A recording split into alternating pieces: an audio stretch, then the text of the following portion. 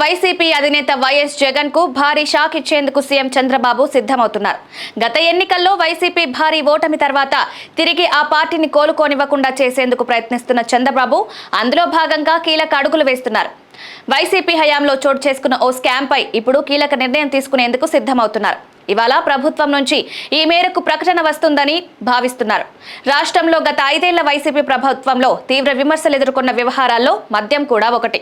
రాష్ట్రంలో మద్య నిషేధం పేరుతో ప్రధాన బ్రాండ్లను తరిమేసి వాటి స్థానంలో సొంతంగా కంపెనీలు ఏర్పాటు చేసి నాసిరకం మద్యాన్ని భారీ రేట్లకు అమ్మి సొమ్ము చేసుకున్నట్లు వైసీపీ ప్రభుత్వంపై ఆరోపణలు వచ్చాయి. ఇందులో దాదాపు 4,000 కోట్లు చేతులు మారాయని, 2 వైసీపీ ఎంపీల పాత్ర ఉన్నట్లు కూడా ప్రచారం జరుగుతోంది.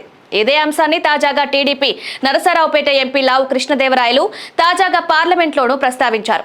మద్యం స్కామ్లో 4,000 కోట్లు దేశం దాటిపోయాయని, దుబాయ్తో పాటు ఆఫ్రికా దేశాలకు వాటిని తరలించారనే ఆరోపణలు చేశారు. ఇదంతా చంద్రబాబు వ్యూహాత్మకంగా వేస్తున్న అడుగుల్లో భాగమేనని తెలుస్తోంది. పార్లమెంట్లో ఈ వ్యవహారం ప్రస్తావన తర్వాత కేంద్ర మంత్రి అమిత్ షాకు కూడా టీడీపీ ఎంపీ లావు కృష్ణదేవరాయలు ఫిర్యాదు చేశారు. దీంతో మద్యం కుంభకోణంపై సిబిఐ దర్యాప్తు చేయించేందుకు అమిత్ షా అనుమతి తీసుకున్నట్లు ప్రచారం జరుగుతోంది. విదేశాలకు ఈ డబ్బులు తరలించినందున ఈడీ కూడా ఎంట్రీ ఇచ్చే అవకాశాలు కనిపిస్తున్నాయి. మద్యం స్కామ్లో అప్పటి వైసీపీ ఎంపీలు మిథున్ రెడ్డి, విజయసాయిరెడ్డి పాత్ర ఉందని కూటమి నేతలు ఇప్పటికే పలుమార్లు ఆరోపించారు. ఇప్పుడు ఈ స్కామ్ పై సిఐబి దర్యాప్తు ప్రారంభించి ఈడీ కూడా ఎంట్రీ ఇస్తే వైసీపీకి ఇబ్బందులు తప్పవని తెలుస్తోంది. మద్యం స్కామ్ లో డబ్బులు అంతిమంగా వైసీపీ అధినేత వైఎస్ జగన్ కు చేరినట్లు నిరూపించేందుకు ప్రభుత్వం ప్రయత్నిస్తున్నట్లు తెలుస్తోంది.